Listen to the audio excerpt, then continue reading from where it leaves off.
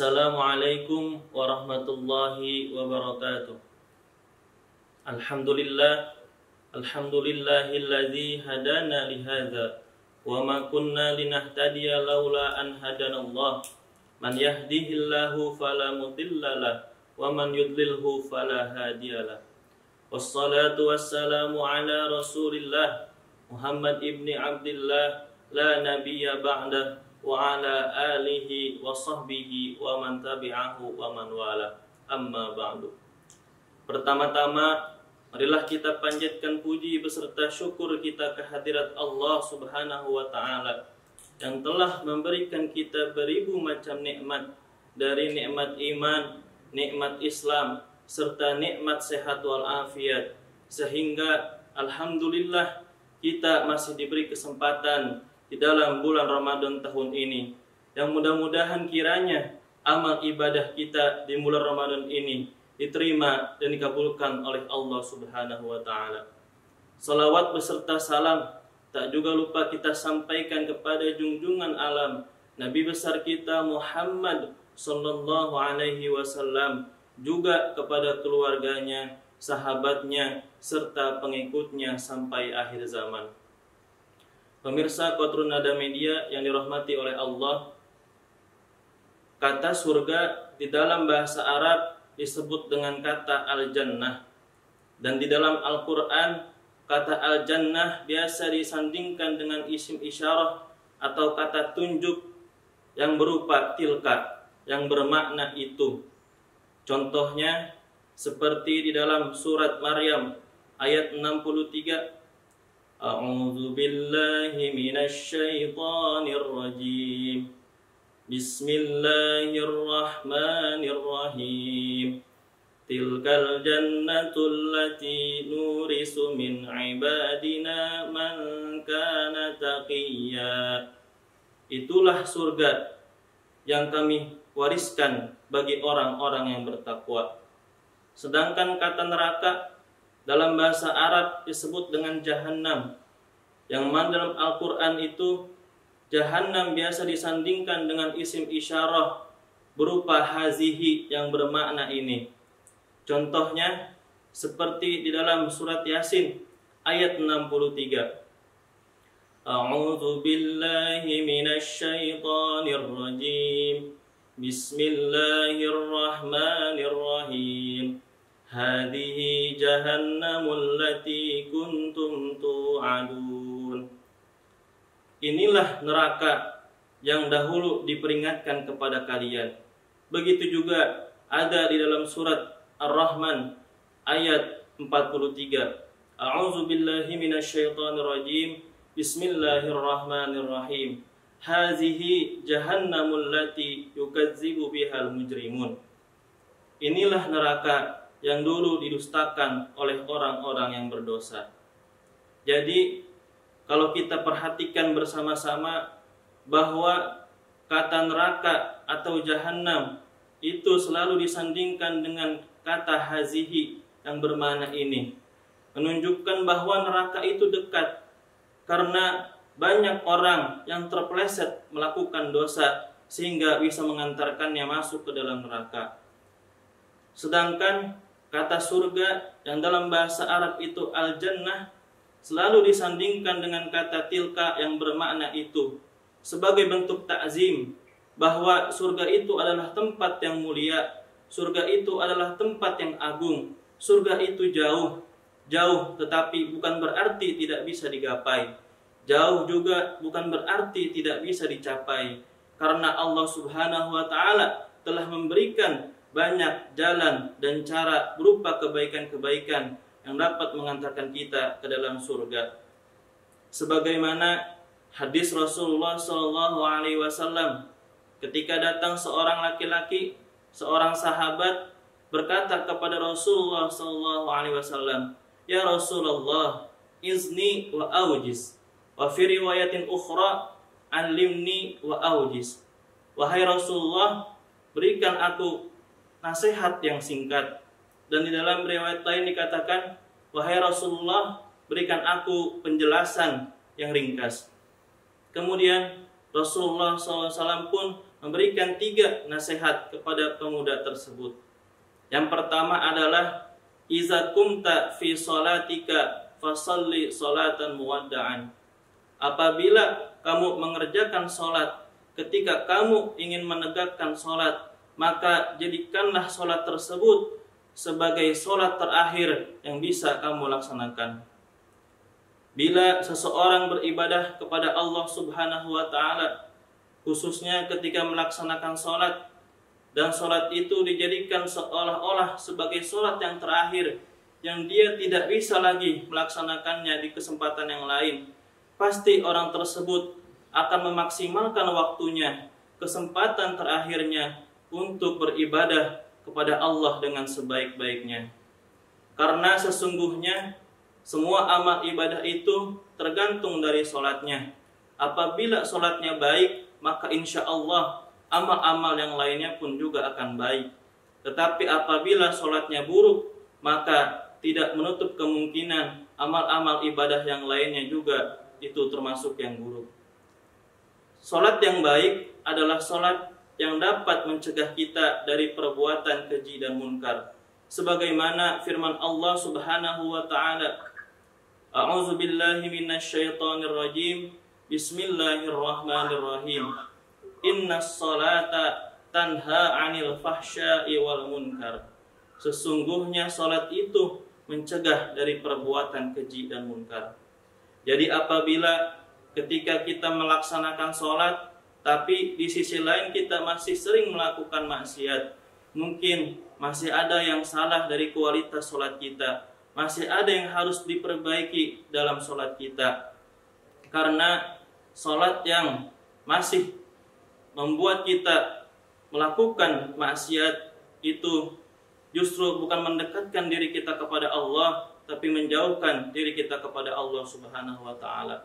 Sebagaimana hadis Rasulullah SAW yang dikutip di dalam kitab Ihya Ulumuddin karya Imam Ghazali, "Man lam tanhahu salatuhu 'anil fahsya'i wal munkar lam yazdad minallahi illa bu'dan." Barang siapa yang salatnya tidak bisa mencegah dirinya dari perbuatan keji dan munkar, maka tidaklah bertambah baginya kecuali ia semakin jauh dari Allah Subhanahu wa Ta'ala. Kemudian kebahagiaan hidup kita di dunia maupun di akhirat pun juga tergantung dari sholat kita. Kalau kita perhatikan lafaz azan, kita dengar bahwa kata hayya 'alal falah, marilah menuju kemenangan, itu diucapkan setelah kata hayya 'alas shalah, marilah kita sholat. Ini merupakan pesan bagi kita bahwa sesungguhnya apabila kita ingin mendapatkan kebahagiaan, apabila kita ingin mendapatkan kemenangan, apabila kita ingin mendapatkan kesuksesan di dunia dan di akhirat, maka kita harus memperhatikan sholat kita dengan sebaik-baiknya. Pemirsa Qatrun Nada Media yang dirahmati oleh Allah, kemudian yang kedua, pesan Rasulullah kepada sahabat adalah wala takallam bikalamin ta'taziru minhu ghadan. Janganlah kamu berbicara dengan perkataan yang nanti akan dipertanggungjawabkan.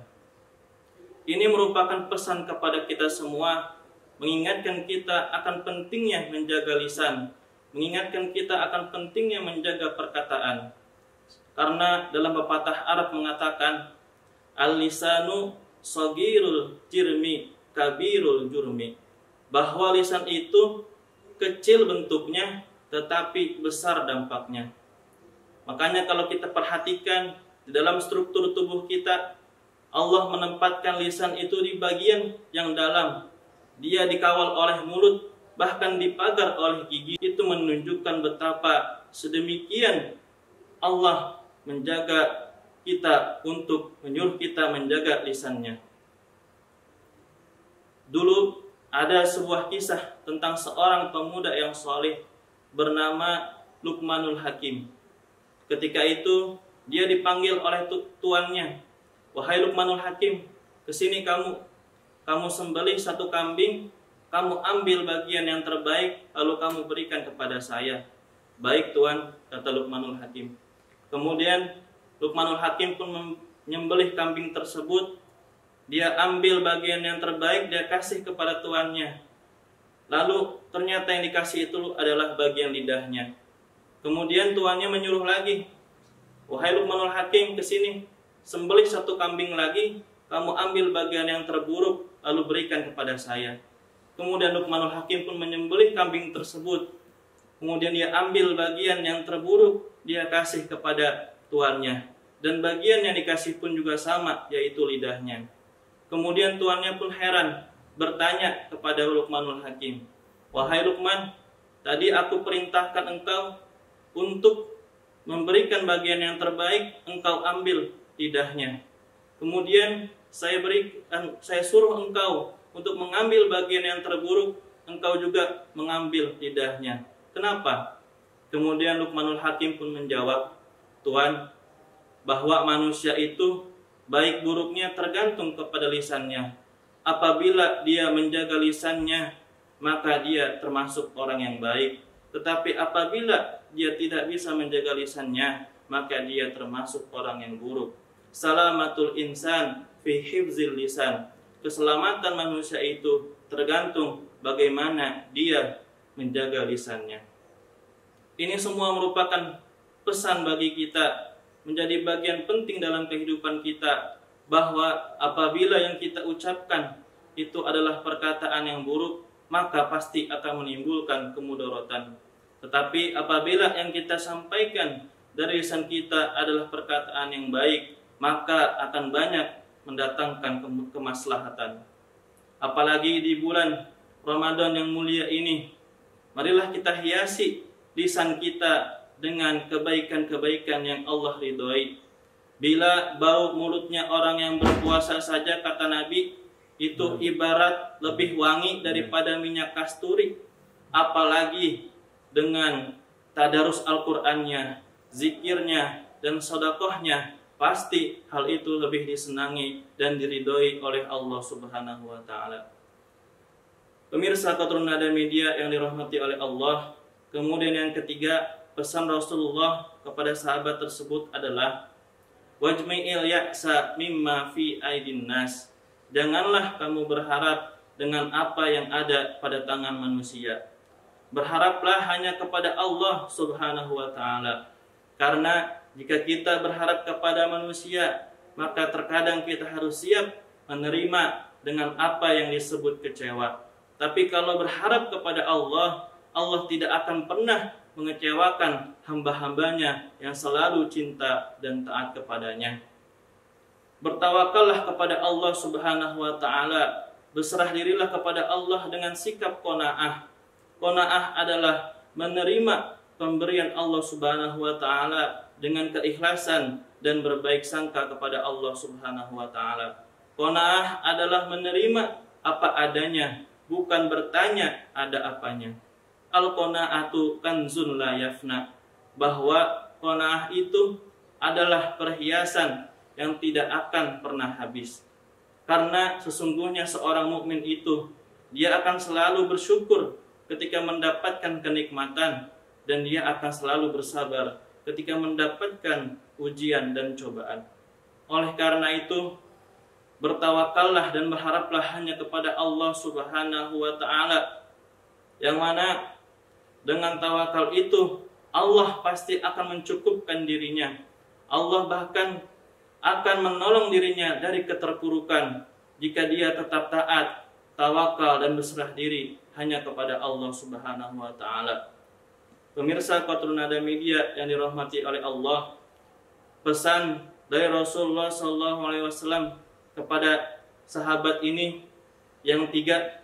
Yang pertama adalah bagaimana kita berusaha memaksimalkan waktu kita untuk beribadah kepada Allah Subhanahu wa taala dengan sebaik-baiknya.